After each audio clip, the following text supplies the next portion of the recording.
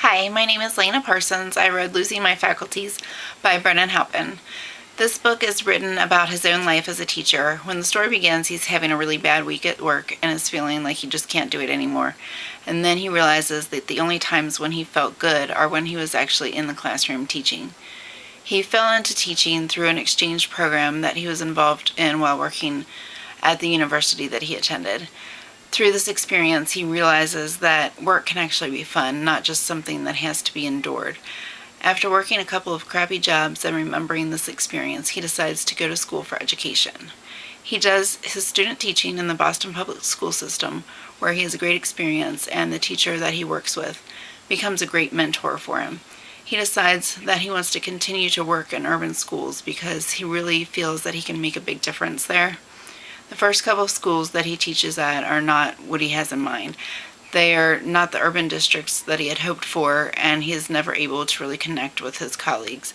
And he soon discovers that most of them don't really believe in their students the way that he does. They're all burnt out and just don't seem to care anymore, and he vows that he will never turn out like them.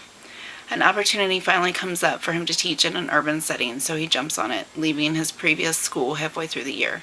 This too turns out to be not at all what he thought it would be, but he finishes the year there and starts looking for a new job. He finally finds a teaching position at an urban charter school run by the teachers. For the first time in his career, he's working with people that he likes, who actually seem to care about their students. After a couple years, the school is forced to hire new administration, and the whole dynamic of being a teacher-run school is changed. This school becomes just like all the others that he had wanted to get away from. After all these bad experiences, he realizes that he's becoming burnt out, like all the teachers that he had encountered early on in his career and did not want to become. He considers leaving teaching altogether, but then he gets an email from a former student. She tells him what an impact he had on her life and that she too is planning on becoming a teacher. At this point, he realizes that he really has made a difference and starts looking for a new teaching position. At the end of the book, he finally gets hired on at one of the best school districts in the state.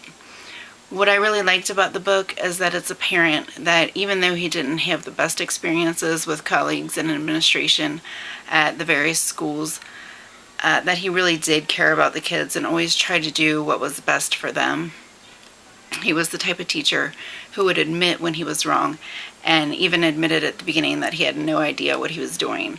But his goal was always for his students to succeed, and that to me is what makes a great teacher. Throughout the book, his attitude towards teaching changes a lot. At the beginning, he's very optimistic that no matter what happens, he will never turn out like his colleagues who are bitter old burnouts.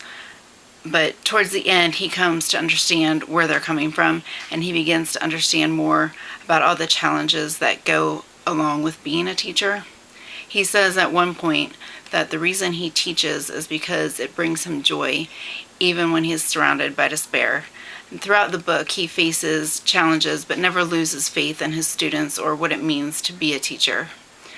I thought it was a great book, and I would recommend it to anyone who is a teacher or is going to be a teacher, because it really puts into perspective and makes you remember why you want to teach in the first place. And for me, like Halpin, the reason is to make a difference and to feel like what you're doing every day really matters to someone. Thank you.